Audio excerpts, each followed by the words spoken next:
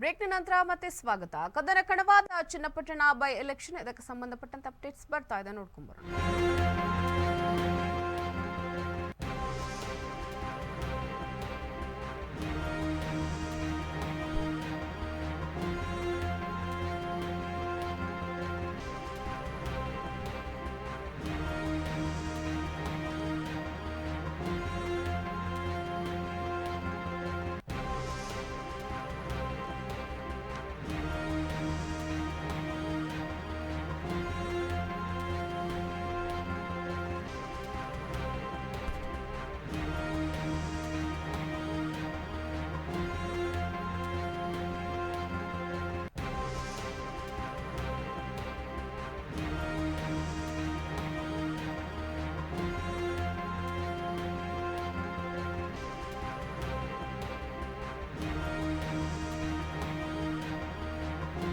ಕದನ ಕಡವಾದ Channapatna by election ಅಖಾಡ.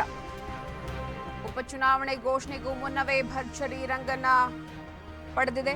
ಚನ್ನಪಟ್ಟಣದಿಂದ ಕಣಕ್ಕೆ ಇಳಿಯಲು ಡಿಕೆಶಿ ರಣತಂತ್ರವನ್ನ ರೂಪಿಸಿದ್ದಾರೆ. ಇಂದು ಕೂಡ ಚನ್ನಪಟ್ಟಣದಲ್ಲಿ ಡಿಸಿಎಂ ಡಿಕೆಶಿ ರೌಂಡ್ಸ್ ಅನ್ನ ಹೊಡೆಯಲಿದ್ದಾರೆ. ಜೂನ್ 19ರಂದು ಚನ್ನಪಟ್ಟಣದಲ್ಲಿ ದೇಗುಲಗಳನ್ನ ಸುತ್ತಿದ್ದ ಹಾಗೆಯೇ ಸ್ಥಳೀಯ ಮುಖಂಡರ ಜೊತೆ ಸಭೆಯನ್ನ ನಡೆಸಿದ ಡಿಸಿಎಂ ಡಿಕೆ ಇಂದು ಚನ್ನಪಟ್ಟಣದಲ್ಲಿ ಜನಸ್ಪಂದನ ಕಾರ್ಯಕ್ರಮದಲ್ಲಿ ಭಾಗಿಯಾಗಲಿದ್ದಾರೆ. ಕೊಡಂಬಳ್ಳಿ, ಅಕ್ಕೂರು ಜಿಲ್ಲಾ ಪಂಚಾಯತ್ಗಳಲ್ಲಿ ಈ ಕಾರ್ಯಕ್ರಮವನ್ನು ಹಮ್ಮಿಕೊಳ್ಳಲಾಗಿದೆ. ಕಾಂಗ್ರೆಸ್ಗೆ ಕಡಿಮೆ ಮತ ಬಂದ ಹಳ್ಳಿಗಳಲ್ಲಿ ಪ್ರಮುಖವಾಗಿ ಈ ಒಂದು ಕಾರ್ಯಕ್ರಮವನ್ನು ಹಮ್ಮಿಕೊಳ್ಳಲಾಗಿದೆ. ಒಟ್ಟಾರೆ ಚನ್ನಪಟ್ಟಣ ಬೈ ಎಲೆಕ್ಷನ್ ಅಖಾಡ ಸಾಕಷ್ಟು ರಂಗೇರಿರುವಂತಹದ್ದು, ಕದನದ ಕಣವಾಗಿ ಮಾರ್ಪಟ್ಟಿರುವಂಥದ್ದು ಚನ್ನಪಟ್ಟಣ ಬೈ ಎಲೆಕ್ಷನ್.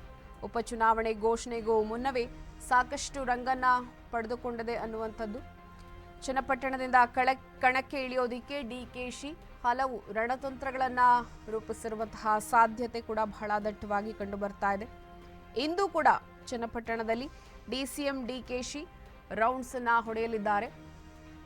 ಆ ಒಂದು ಗ್ರಾಮಗಳಲ್ಲಿ ಹಲವು ಜಾಗಗಳಿಗೆ ಭೇಟಿಯನ್ನ ಕೊಡಲಿದ್ದಾರೆ. ಜನಸ್ಪಂದನ ಕಾರ್ಯಕ್ರಮದಲ್ಲಿ ಡಿಕೆಶಿ ಅವರು ಭಾಗಿಯಾಗಲಿದ್ದಾರೆ. ಹಾಗೆಯೇ ಜೂನ್ 19ರಂದು ಚನ್ನಪಟ್ಟಣದಲ್ಲಿ ದೇಗುಲಗಳನ್ನ ಸುತ್ತಿದ್ರು. ಹಾಗೆಯೇ ಸ್ಥಳೀಯ ಮುಖಂಡರ ಜೊತೆ ಹಲವು ಮಾಹಿತಿಗಳನ್ನ ಕಲೆ ಹಾಕೋದಿಕ್ಕೆ ಸಭೆಯನ್ನ ಕೂಡ ಡಿಸಿಎಂ ಅವರು ನಡೆಸಿದ್ರು. ಇಂದು ಚನ್ನಪಟ್ಟಣದಲ್ಲಿ ಜನಸ್ಪಂದನ ಕಾರ್ಯಕ್ರಮದಲ್ಲಿ ಡಿಸಿಎಂ ಡಿಕೆಶಿ ಅವರು ಭಾಗಿಯಾಗಲಿದ್ದಾರೆ. ಕೊಡಂಬಳ್ಳಿ, ಅಕ್ಕೂರು ಜಿಲ್ಲಾ ಪಂಚಾಯತ್ಗಳಲ್ಲಿ ಈ ಒಂದು ಕಾರ್ಯಕ್ರಮವನ್ನು ಹಮ್ಮಿಕೊಳ್ಳಲಾಗಿದೆ.